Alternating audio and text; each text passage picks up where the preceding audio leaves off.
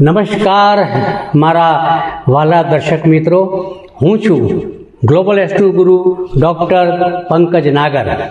જ્યોતિષ જ્ઞાન જાગૃતિ અભિયાનના નેજા હેઠળ એક અદ્ભુત વાત લઈને તમારી સમક્ષ હાજર છું.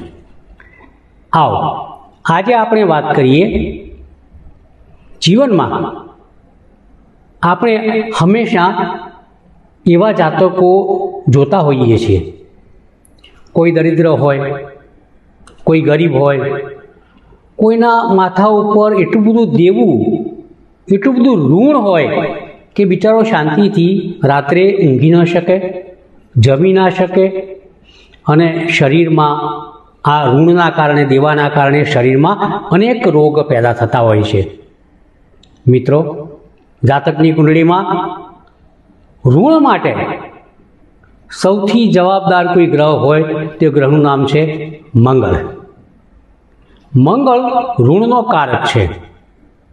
કુંડળીમાં મંગળ જ્યારે રાહુ સાથે જોડાય, મંગળ શનિ સાથે જોડાય, મંગળ કેતુ સાથે જોડાય, મંગળ નીચનો કર્ક રાશિમાં હોય, મંગળ વૃષભ રાશિમાં હોય, અગર તો મંગળ એની પોતાની કોઈ પણ નિર્બળ રાશિમાં હોય ત્યારે જાતકના માથા ઉપર દેવું વધે છે.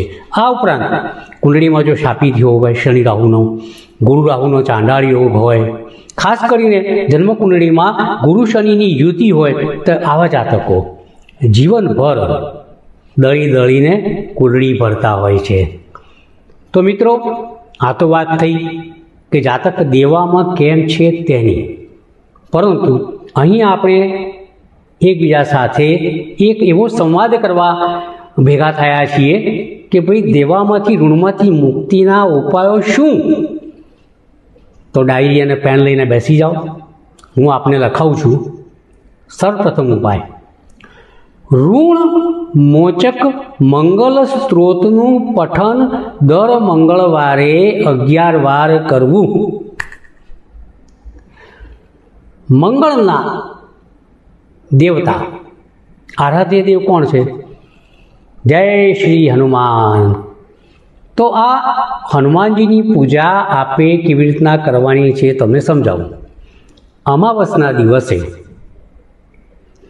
એક થાળીની અંદર 500 ગ્રામ કાળ, 500 ગ્રામ કાળા તલ, 100 ગ્રામ સિંદૂર, આ તમામ વસ્તુ એકઠી કરીને તમારા ઘરમાં એવા સ્થળે એક નાનો સરખો યજ્ઞ પ્રગટાવવાનો છે.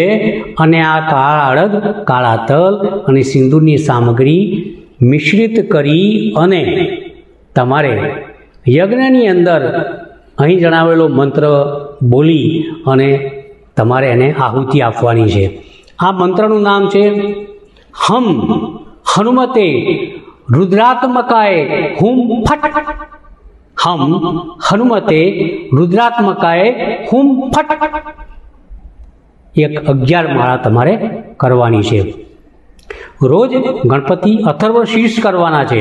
સાથે સાથે દીવો ધૂપ કરી શ્રી સૂક્તમ, લક્ષ્મી સૂક્તમ વગેરે વગેરે પાઠ તો આપે કરવાના જ છે.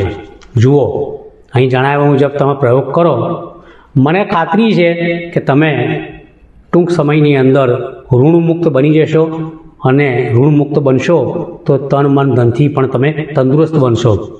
ડૉક્ટર પંકજ નાગરની તમારા માટે ઢેર સારી શુભકામનાઓ. મળીએ.